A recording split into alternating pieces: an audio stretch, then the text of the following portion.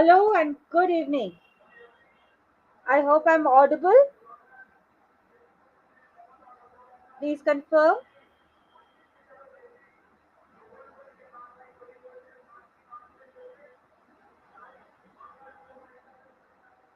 So, are we all ready today to do our topic from microbiology?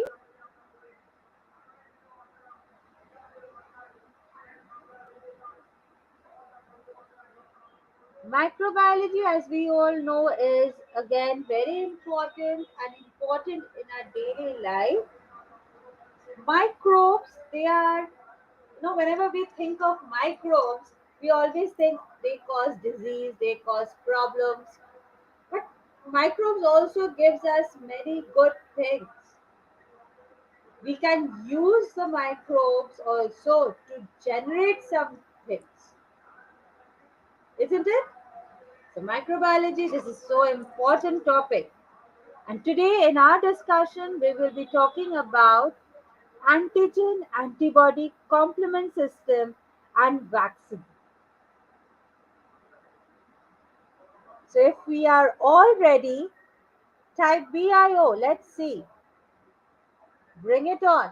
How many of you are all ready to start with antigen, antibody, complement system, and vaccine?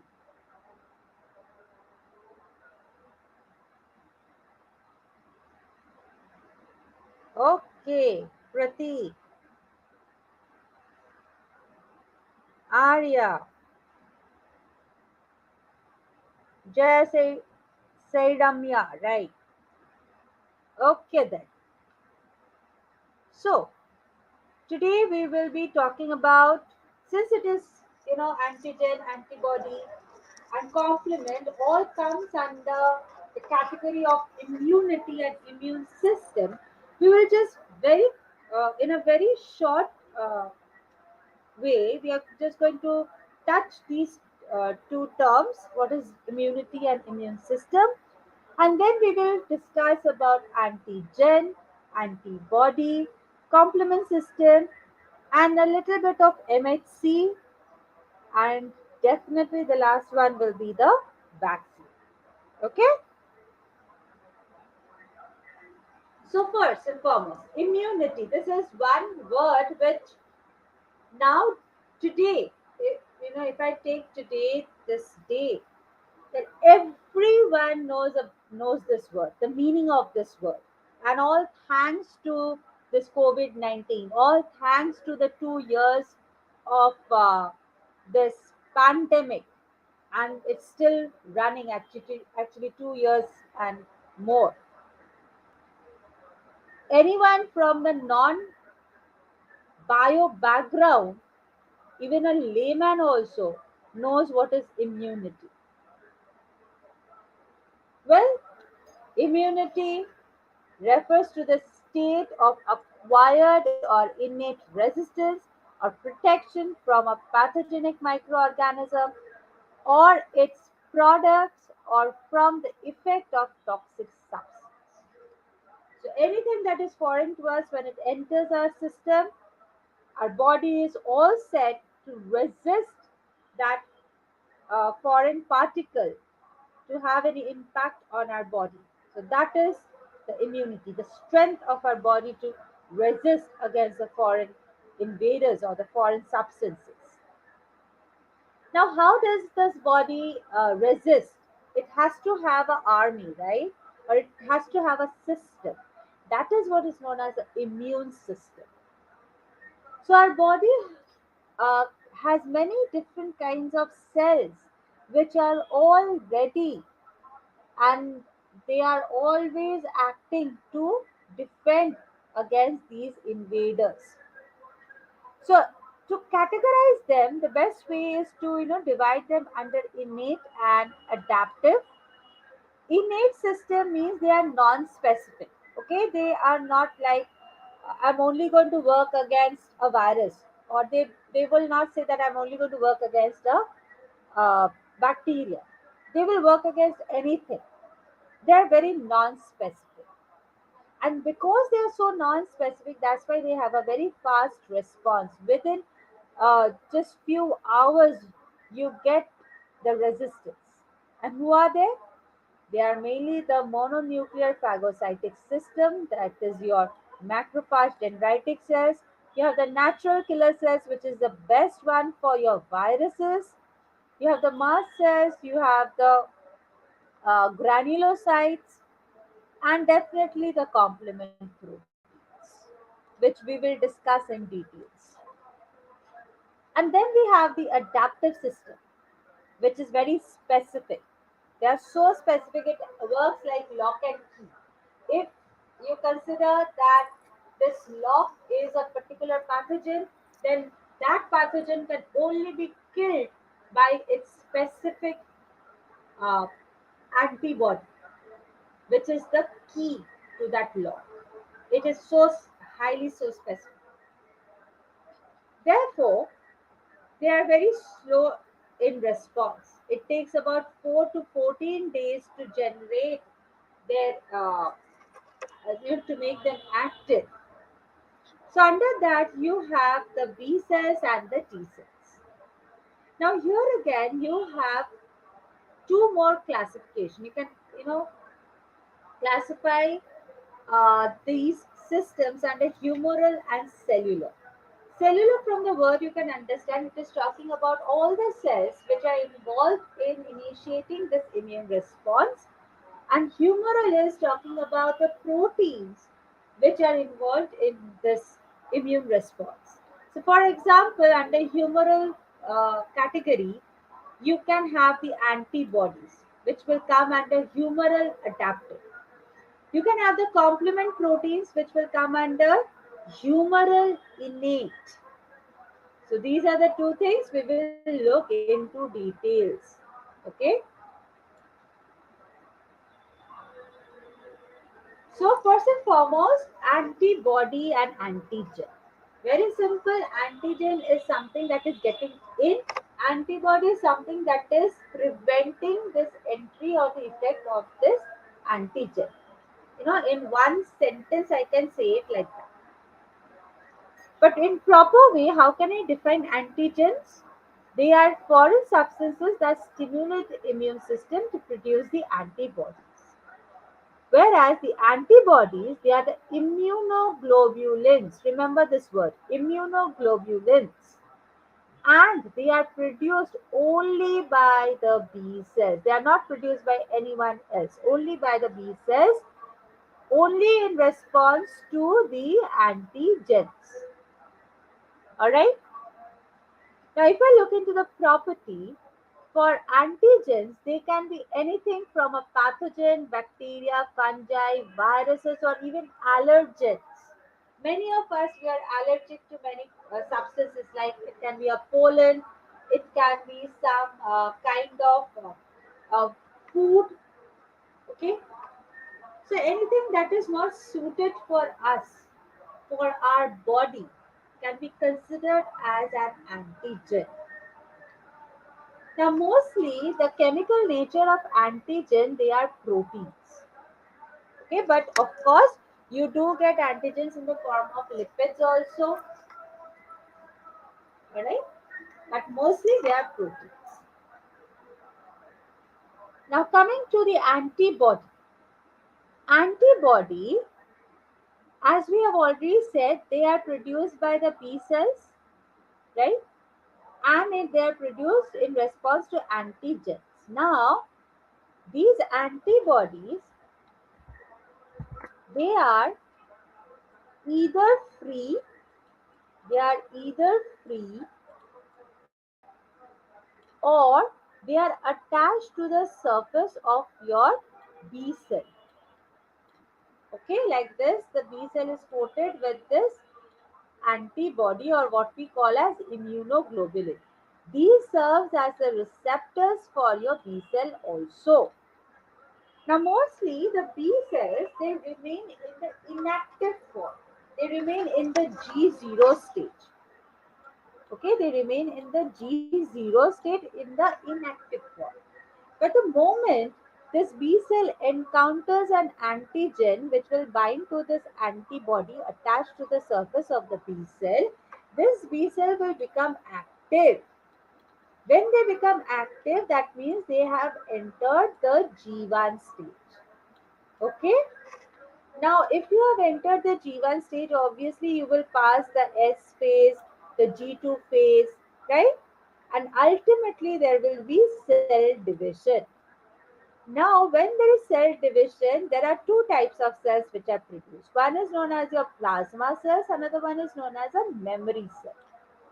The plasma cell is designed to secrete more of these antibodies. So many of free antibodies are secreted by the plasma cells, which will go and scavenge all the antigens which are present, which has entered. Okay, and it will neutralize it. Now that goes with the immediate effect. This is giving you the immediate effect. But what about the long term effect? As I've already mentioned, this antigen antibody, this antibody thing, this is part of your adaptive system, right? That means it takes a long time to get activated, to get produced, and the reason is this G0, G1, and all. Now, if you're taking a long time to get activated, you should also have something as a backup, right? Which is your memory.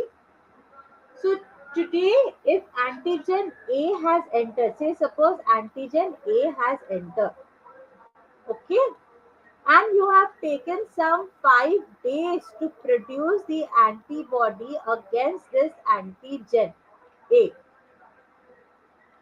right?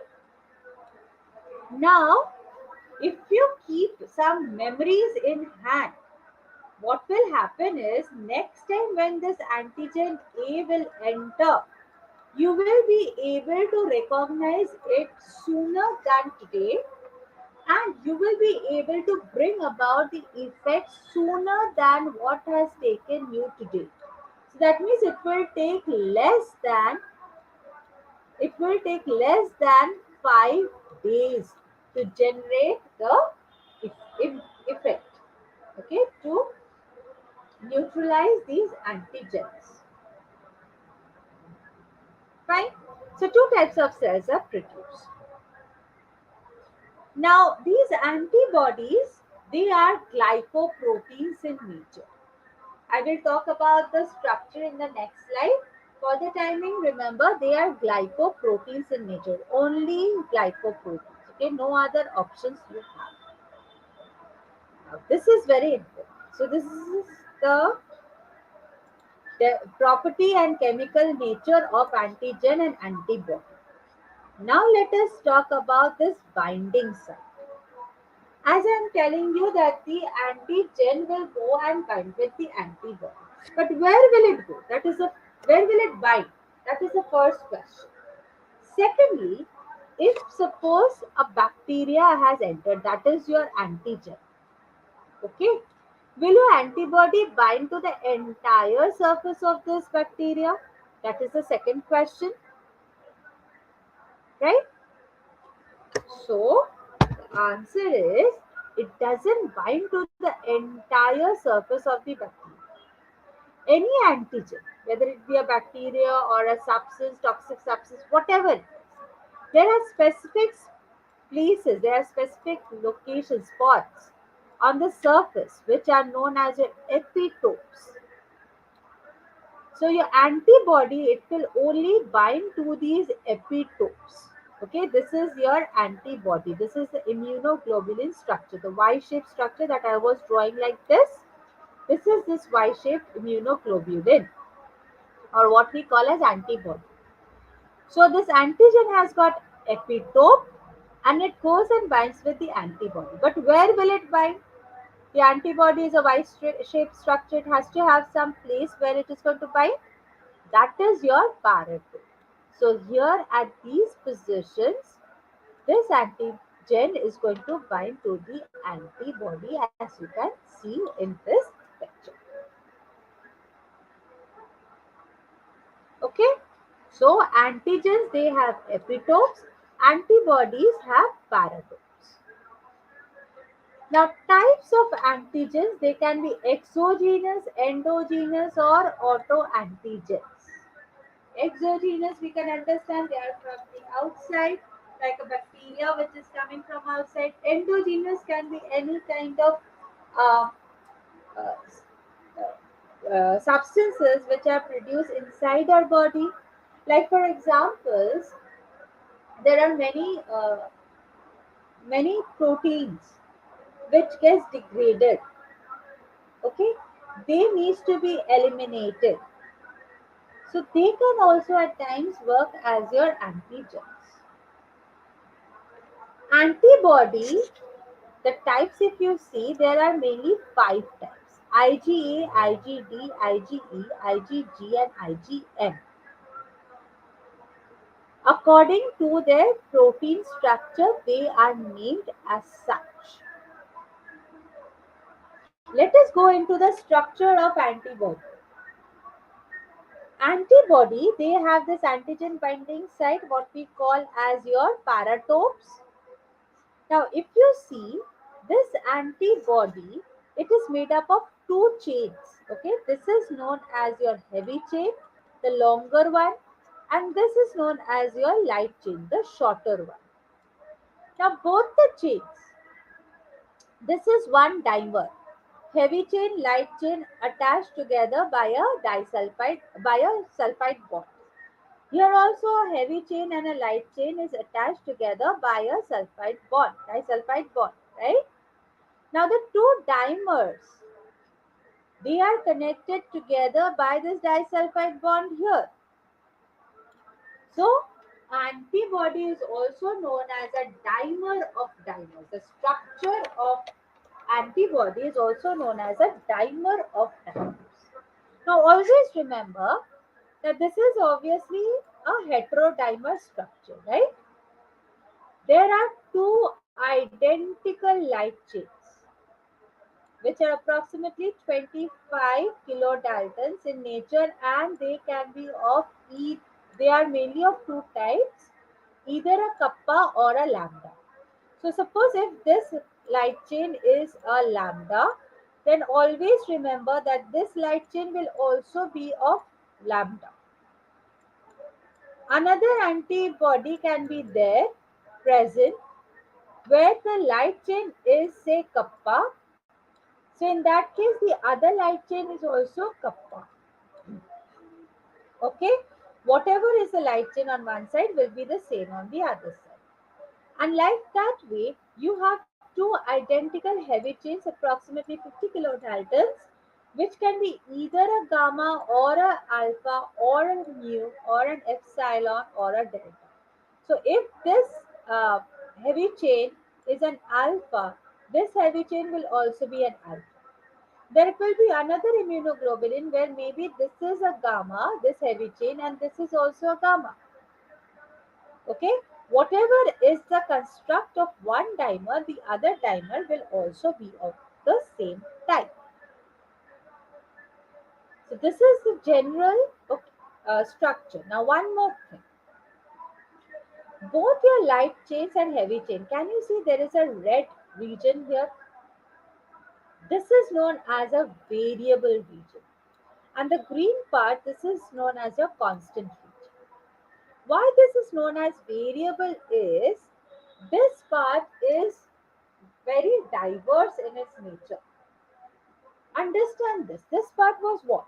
My paratope. That means it has to go and get attached to the antigens. Now there are so many different kinds of antigens, millions of antigens with different natures, different epitopes. We have to identify such epitopes.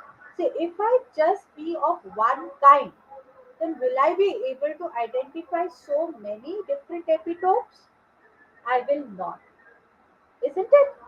So that is why I have to be very diverse in nature so that I can go and identify all the different antigens which are present.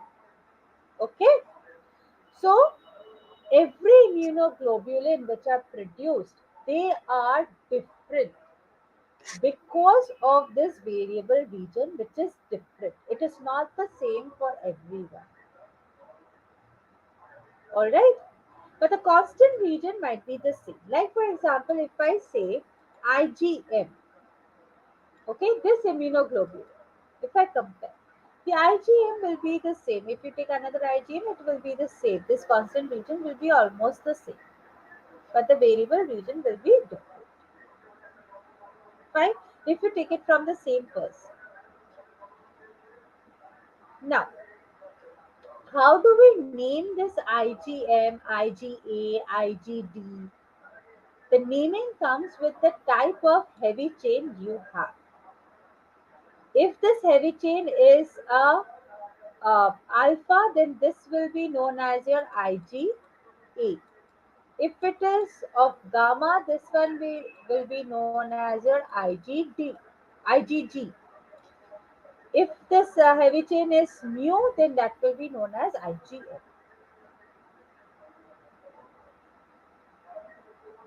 So, okay, I have already explained this part here in the previous slide.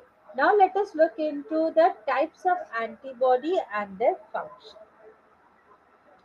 So, why these antibodies, they have different roles to play.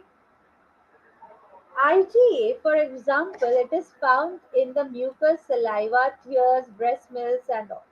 That means this is a secretory immunoglobulin. Remember that this is secretory, okay? It is found in the secretions. All the body secretions, mucus, saliva, tears, breast milk, all of these are secretions of the body, and you will find IgA here. What is the structure of IgA?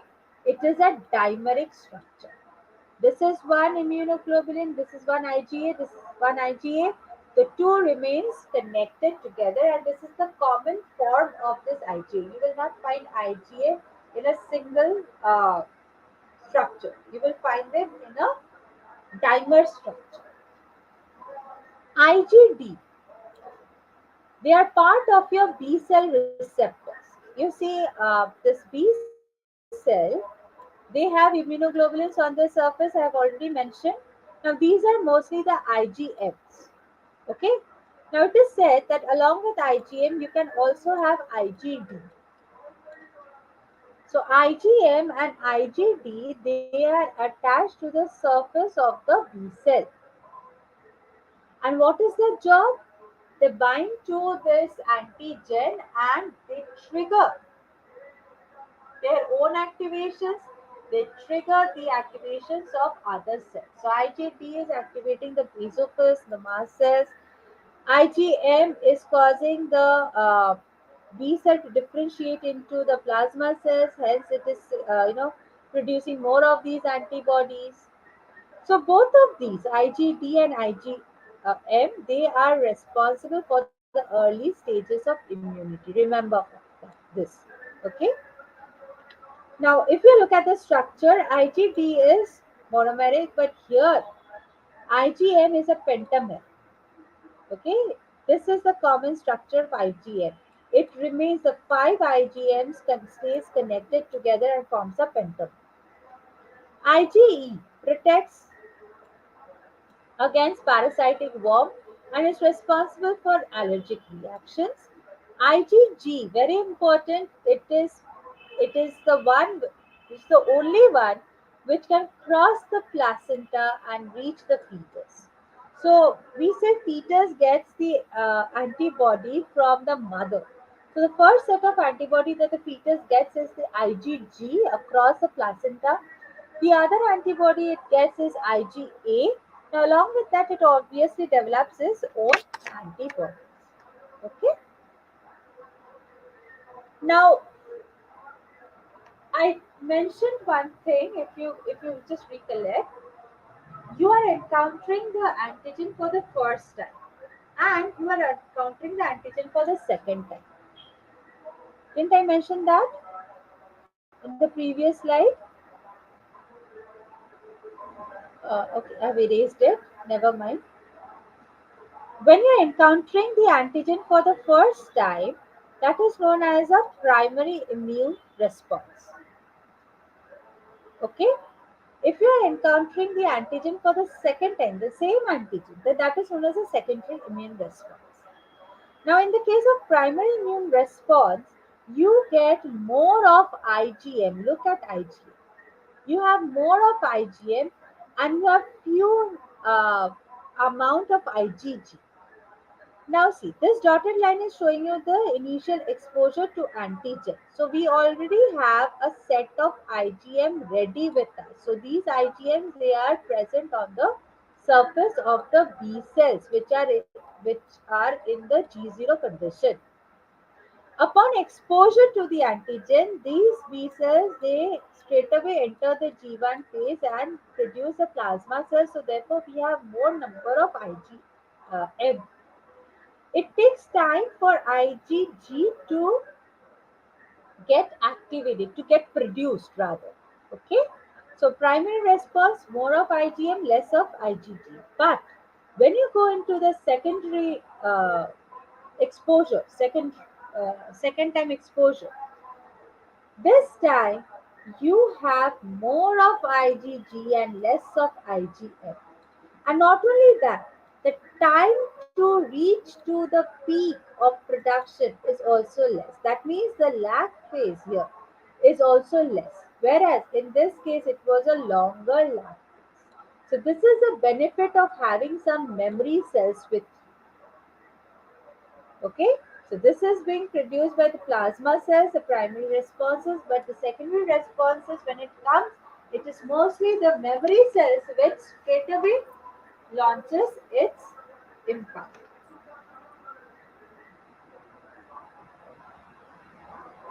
So that was about your antibody and antigen. Let's quickly go through these questions. Which one of the following immunoglobulin gives a primary immune response? It's a very straightforward question. The answer will be, what should be the answer?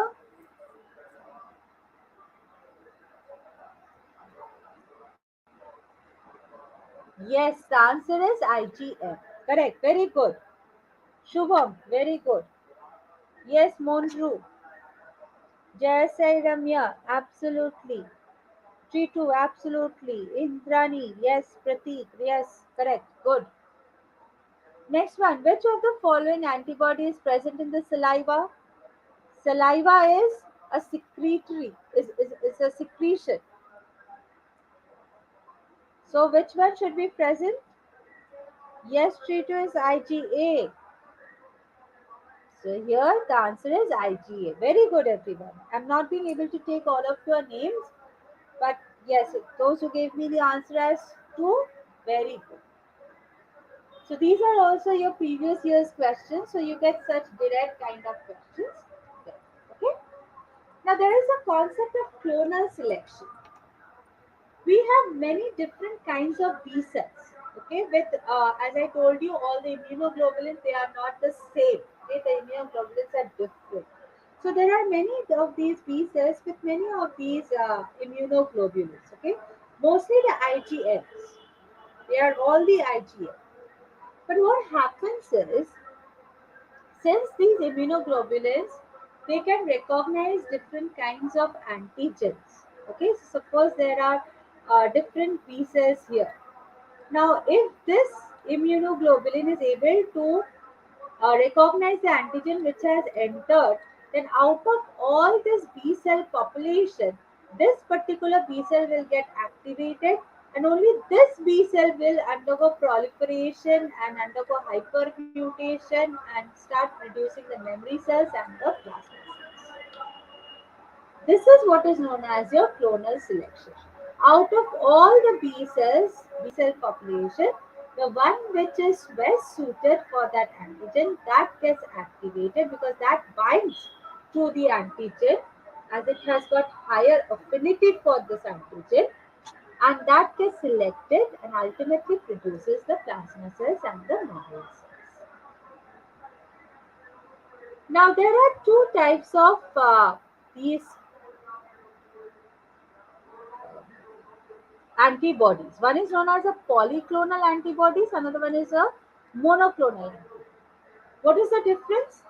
Polyclonal antibodies, they arise from multiple B cell clones. Like for example, if you take our own body, we have so many B cells, right? So many different B cells with the different immunoglobulins on them. And the antigen is just not one which has entered. There are many antigens which enter simultaneously. So at the same time, many B cells will get activated. Many of these B cells will produce their specific immunoglobulin. So if you take the serum, in the serum you will get many different antibodies specific for many of these antigens, or maybe you can have different antibodies all are able to bind to different epitopes of the same antigen. So that is what is known as your polyclonal. So they come from multiple B cell clones. Okay, but monoclonal is what we produce mostly in vitro conditions if we go for an experimentation. So they only arise from a single parent clone. Polyclonal is a mixture of antibodies that detect different epitopes on an antigen, whereas your monoclonal, they come from only one clone and detects only one epitope of an antigen. Okay, so there are many, in this case, many antigens can recognize this, many antibodies can recognize the same antigen, but in this case, only one antibody can recognize only one antigen. Okay. Now next is the polyclonal antibody. Okay, one third point is they are obviously typically in the serum response to the antigen, and they are usually produced in laboratory using hybridoma technology. Now in today's class, we will not be able to get into the details of all these hybridoma technology or more examples of polyclonal and monoclonal, how they are produced. But in our regular classes, we will discuss about all these details. So, like for the timing for your CUET, you just need this much, and this much information is only possible, uh, is required for you. Okay. So here is a question regarding this.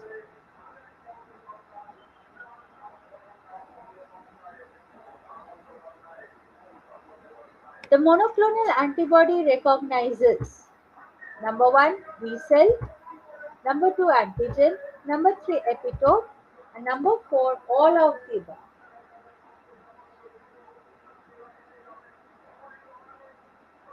What do you think?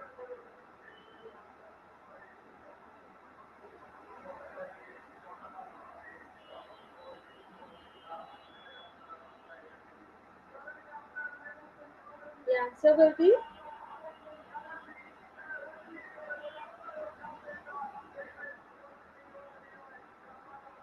remember, it is monoclonal antibody.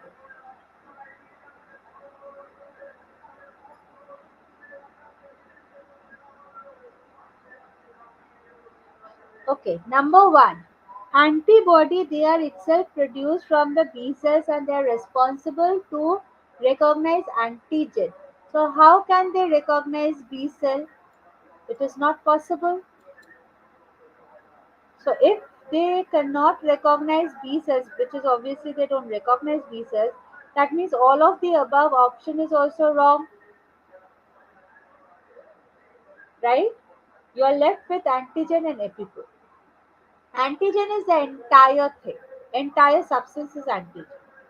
Does your antibody go and recognize the entire substance, or it recognizes a specific point? The main difference between polyclonal and monoclonal. Polyclonal can detect different epitopes, monoclonal can detect only one epitope. That means the correct answer is 3. Jaya Sairamya, you are right, absolutely. Others, I hope you have understood. Okay? Yes, Goldie, absolutely, epitope. Very good.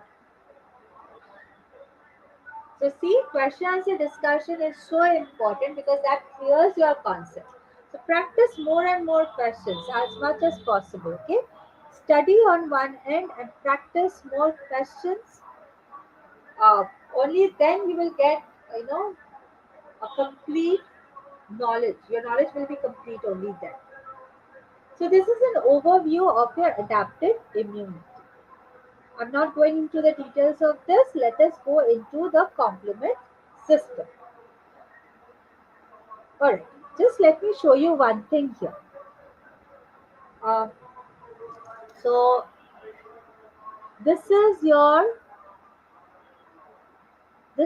B cell, okay, which is getting activated, and that is giving you the free antibodies, which is binding to the antigens. Now there are some more things which are working here, which are your complement proteins. All right, complement proteins, they are present in their humoral components, and they help in the elimination of the antigen. They will go bind to the antigen, and that will help the antibodies to recognize the antigen, or they can also, uh, because they are bound to the antigen, that can help the macrophages to come and recognize the antigen. Okay, I will show you the function in the next slide. Just uh, let us understand what is this complement system for the time. Complement, they are nothing but complement proteins. Okay, they are made up of the complement proteins. Now, there are three different pathways to uh, initiate the activation of these complement proteins. One is your classical pathway, which starts with this complement protein known as your C1. Okay, the C1 has got several regions here. It has got several regions which are known as your C1q, C1r, C1s. But the protein is C1. Now, when the C1 gets activated, that leads to the formation of the classical pathway. Why? Because it forms the C3 convertase. Now, what is the C3 convertase? C1, when it gets activated, it activates the C2 protein and the C4 protein. Now, any complement proteins, upon activation, it gets fragmented into two sections. Okay, it forms two fragments. It forms a fragment. So let me write it like this: A fragment and B fragment. Okay. Now mostly A fragments, they are smaller in size, and the B fragments, they are larger in size, except for complement 2, C2. So you can note it down. This A fragment is of the smaller size, B fragment is the larger one. Okay. Exception is for C2. For C2 protein, A is larger and B is small.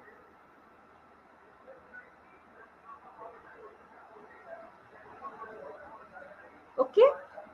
So when C2 gets broken down, it forms C2A, and when C4 is broken, it forms a C4B. Now these two large fragments of the two complement proteins join together to form the C3 convertase. Now from the word you can understand, C3 convertase means it is going to convert or activate the C3 protein it is going to activate the C3 protein.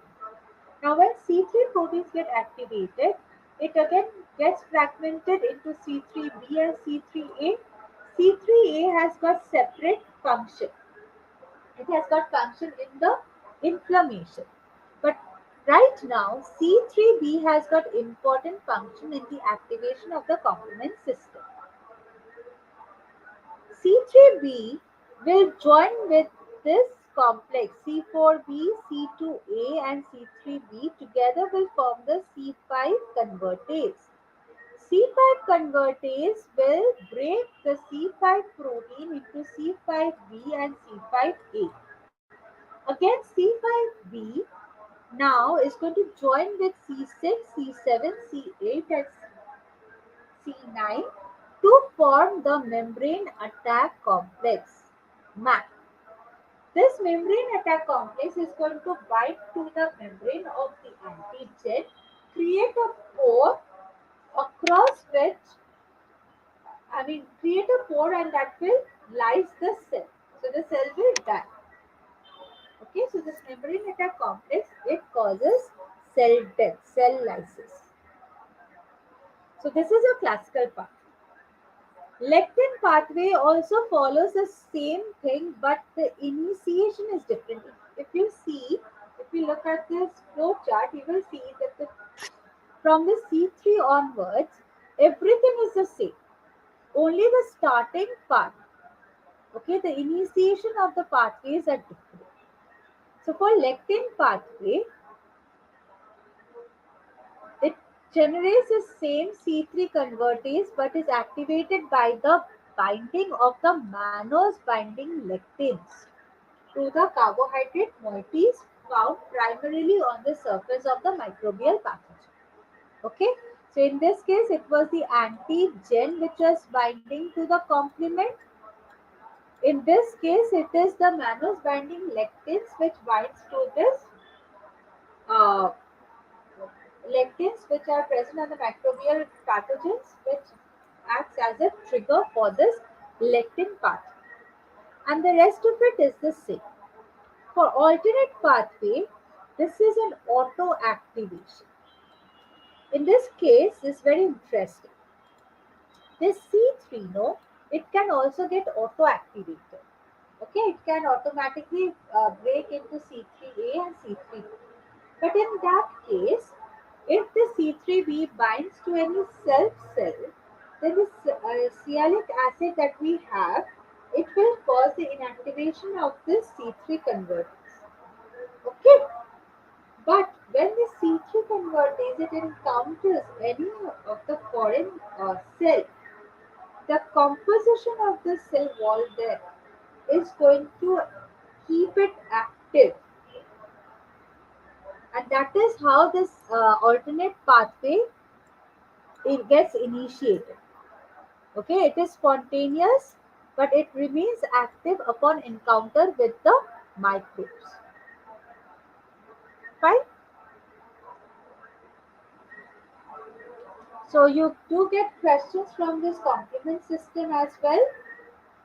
So a question here is the key protein involved in complement activation is, what do you think? What can be the key protein for the complement activation? I will give you this chart once again. Which one do you think is the most important protein? As I told you, the pathway is the same, only the initiation part is different. But which is the protein which is the one that is activating, which has to get activated?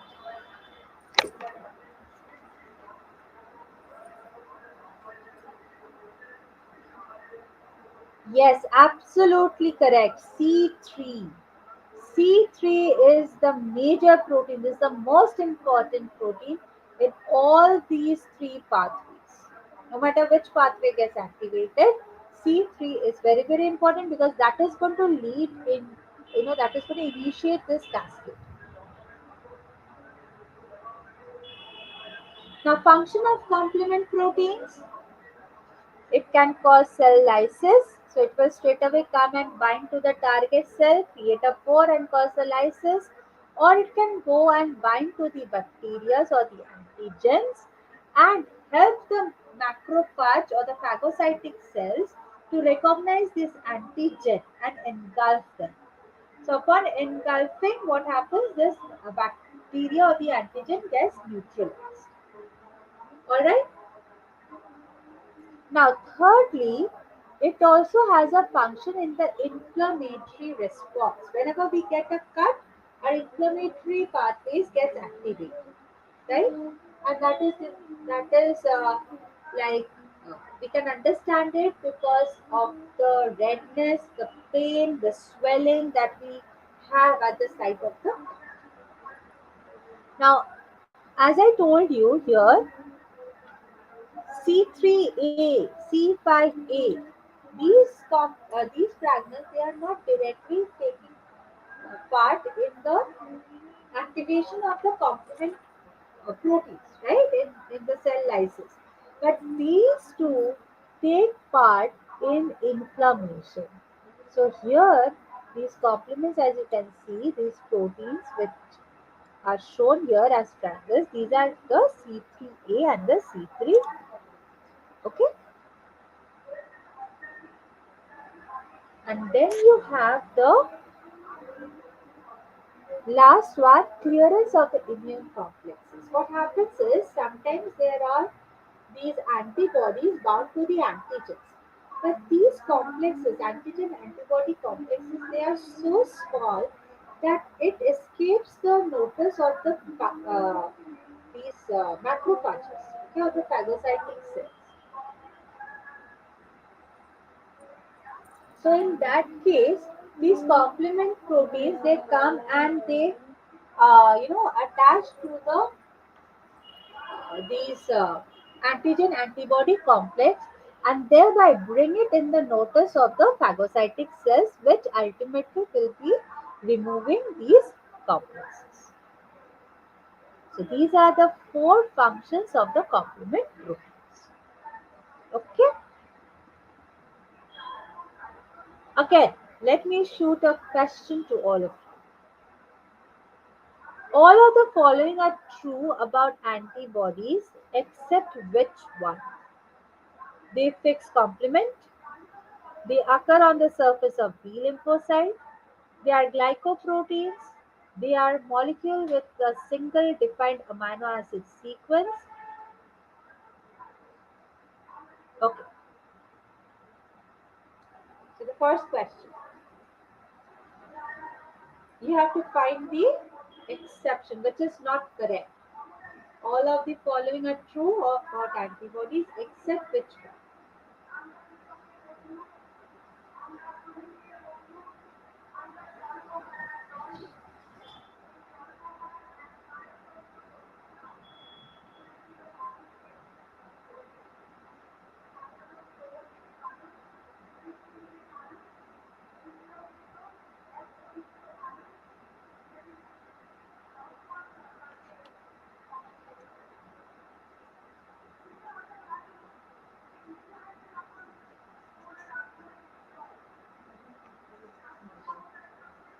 Yes, option 4 is right.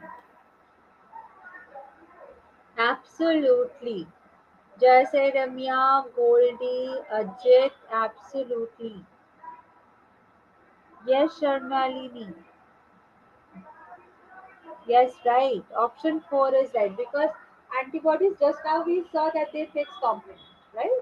They are the one which is activating the complement under the classical uh, system, classical pathway. They also occur on the surface of the B lymphocyte, which is correct. They are glycoproteins, that is also correct. But they are not having a defined amino acid sequence. If they had a defined amino acid sequence, then we wouldn't have got the variation. We have the variation because they have different composition. The variable site is different. Okay, they have different mutations there, which gives different amino acids and hence different properties. Okay, now the next question. One principal function of complement is to option 1, mediate the release of histamine. Histamine, okay, is something that helps with the inflammation. Okay. Second, bind antibodies attached to cell surfaces and to lyse these cells. Third, phagocytose antigens, and fourth, cross-linked allergens.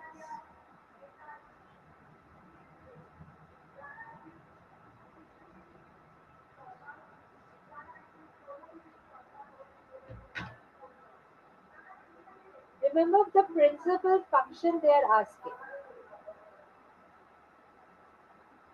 Uh, yes, Ajit, you're right.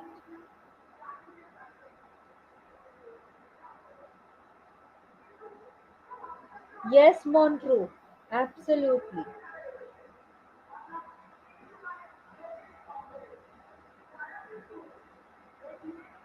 Yes, everyone correct. So the correct answer is option 2.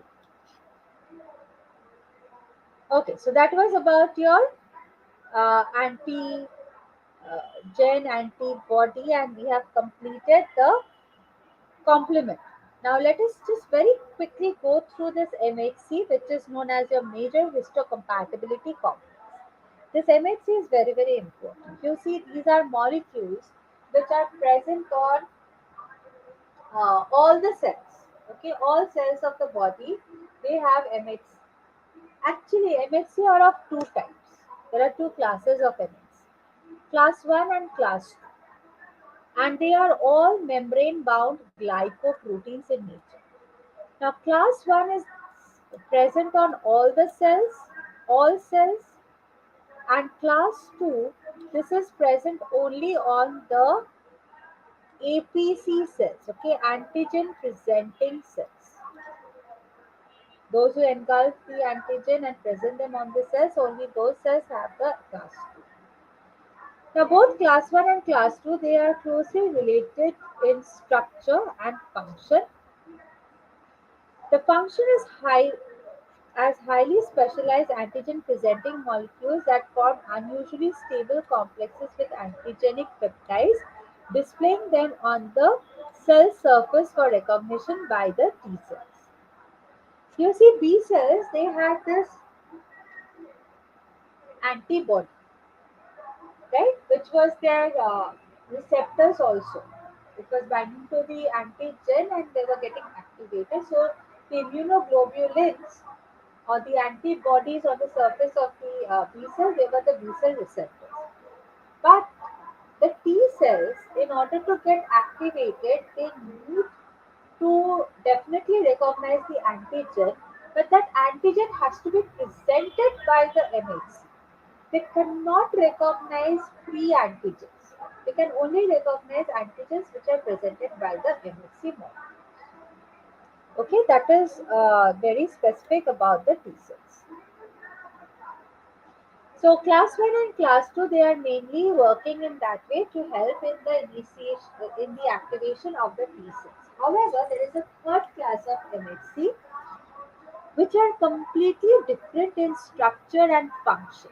Okay, they are a group of unrelated proteins that do not share structural similarity and common functions with class 1 and class 2 molecules.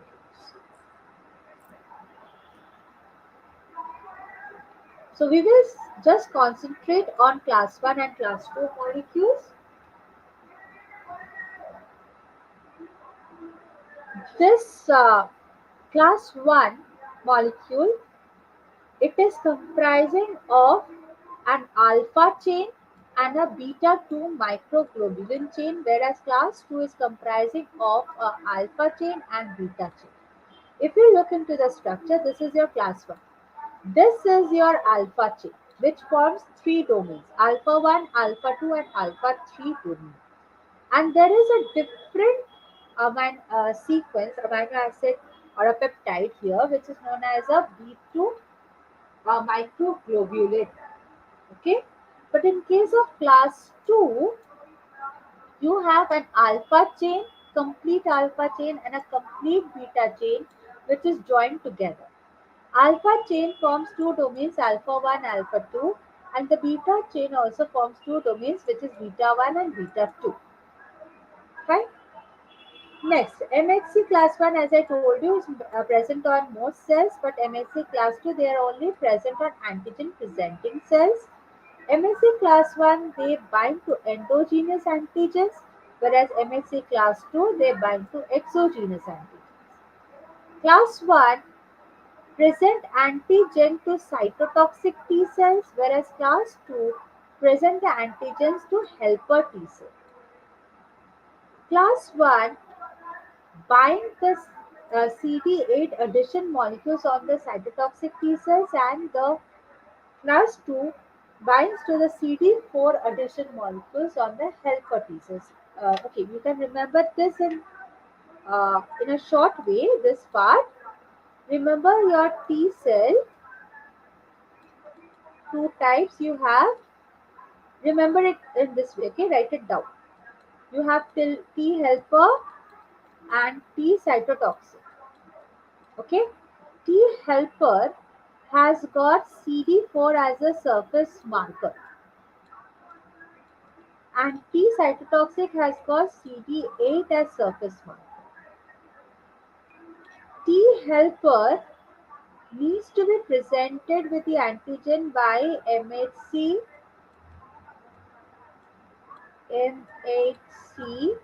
class 2, whereas in case of TC cells, they can be presented with antigens by MHC class 1.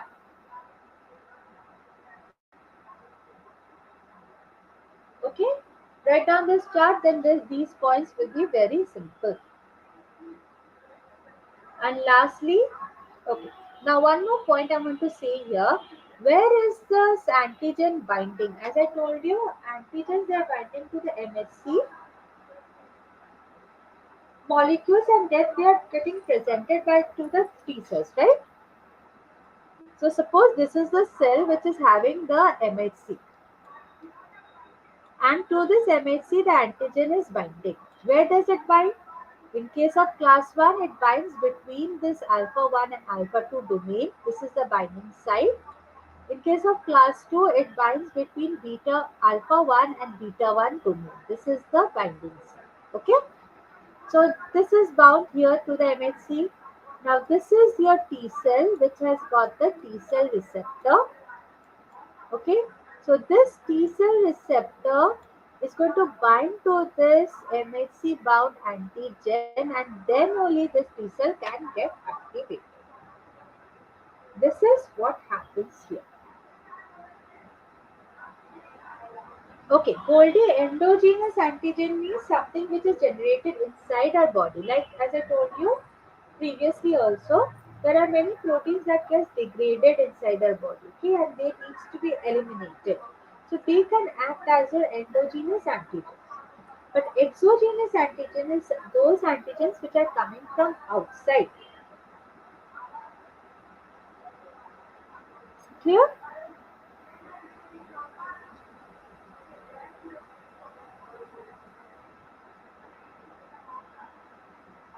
So next, last point is MHC class 1 is presence of foreign or over abundant antigens target cells for the destruction. And in case of MHC class 2, okay, like for this one, let me explain this point. If suppose a virus has entered, okay, virus, they don't enter completely, they just insert their DNA molecules or their RNA molecules, whatever. Now these RNA or the DNA molecules can act as your endogenous antigens. Okay, so those cells which are affected by virus, which can be any cell, any of the body cells. Since all the body cells they have MHC class 1 molecule on them, so whenever they get affected with the virus or the viral genome, they are going to break down this viral DNA or the RNA and expose a part of it on the MHC class 1 molecule present on their surface. And that will trigger your cytotoxic T cells. Fine. Whereas if you have a foreign antigen, okay, which is binding to this APC cells. Now APC cell examples, Jaya Sai Ramya, can be your macrophages, can be the dendritic cells, can be the neutrophils. Neutrophils, dendritic cells, macrophages, B cells also. They can act as your antigen presenting cells. So what are they going to do is they are going to ingest this antigen, take it inside, break them down, and then they are going to expose it on the surface with the help of the MSC class 2. And that will trigger the T helper cell. Okay, so one is getting generated from inside and the one is it has to ingest and then it can expose it. That is the difference.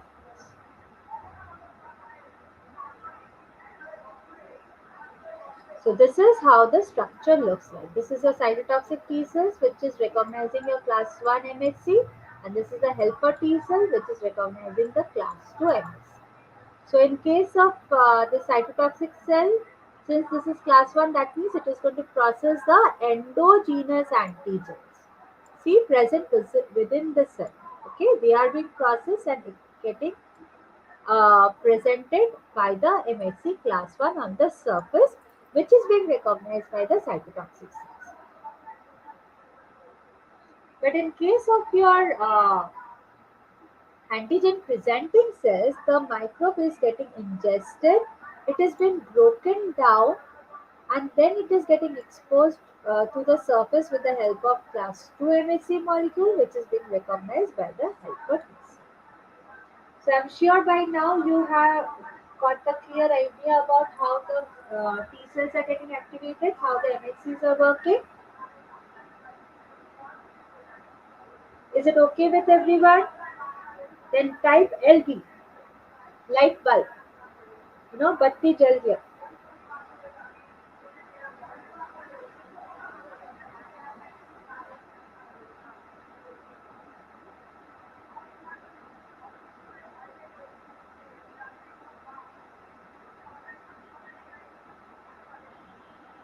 So this is a question regarding your MHC.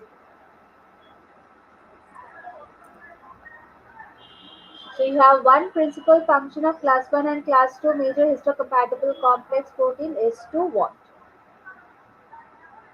If you stay till the end of this discussion class, then you will get the notes. You will get the link to the notes. You can download the notes of these classes if you stay till the last of it. And I've just got a little bit more left with me. I left to discuss. Exactly, option 3 is the correct one. Present antigen for the recognition by the T cell antigen receptor.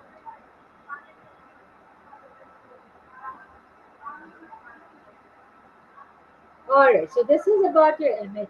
Let us, last topic, let us see that, which is vaccine.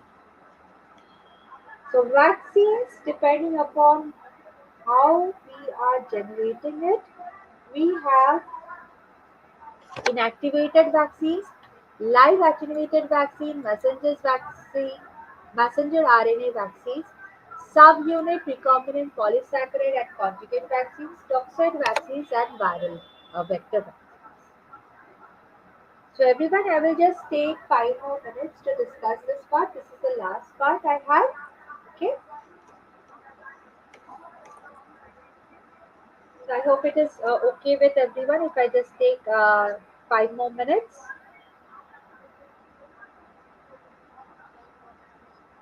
So what is this inactivated vaccine? From the word inactivated means these are killed vaccines. Okay, these what happens here is the germ. Okay, this is in the killed version. The germ that caused the disease. This is in the killed version. So examples can be the hepatitis A, flu, polio, rabies. Now, one problem with this vaccine is this doesn't give you, this doesn't provide a very strong immunity as like your live vaccine. So you might have to take several doses over time in order to get the ongoing immunity against the diseases. So that's why if you see polio, we keep on taking the polio, right? It happens in more than you have to take the dose more than once.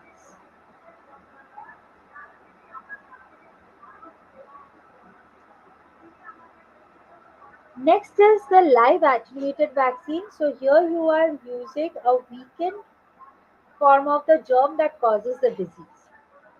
Now, since these vaccines are very similar to the natural infection that these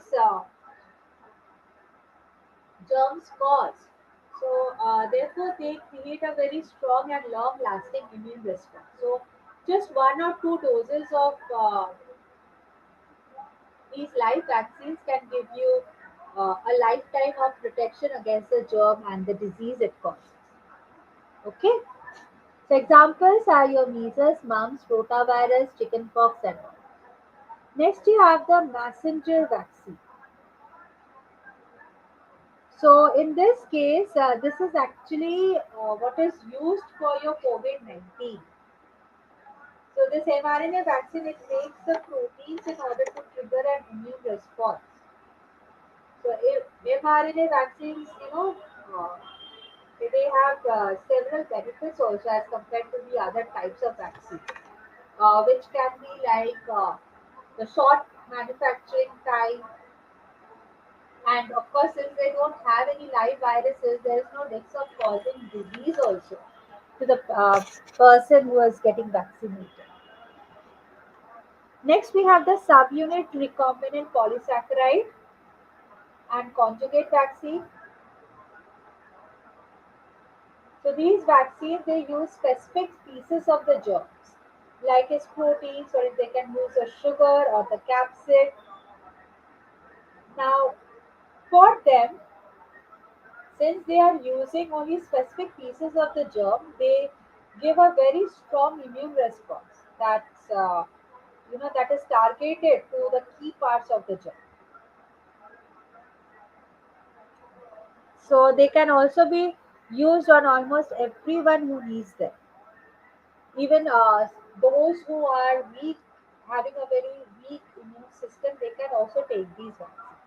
So examples are hepatitis B, pneumococcal disease, whooping cough, all of this.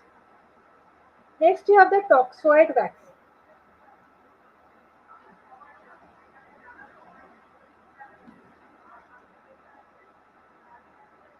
Toxoid vaccines, again from the word you can understand, these are developed from the toxins, right?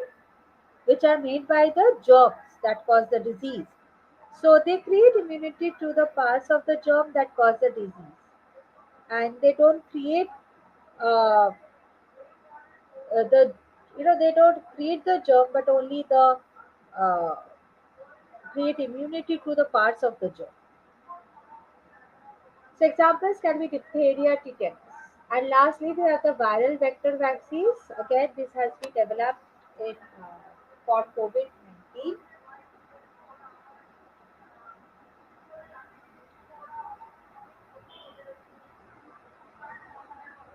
So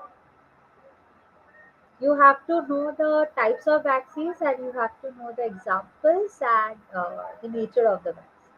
Okay, that is what you have to know from the vaccine section. So this is it.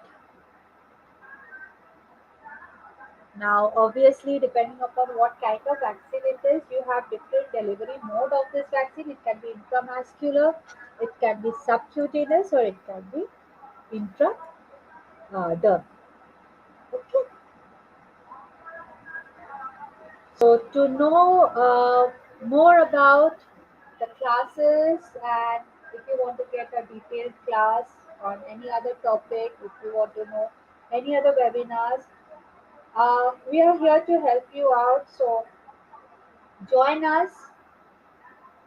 Download the BioTecNika app, which is free, and definitely subscribe to our YouTube channel. Okay, like how we are conducting so many classes, we will conduct some other classes as well. You can definitely follow us, and to get all the updates, join our Telegram group because you will get all the updates over here. Right? So see you in the next class. Thank you, everyone, and good night.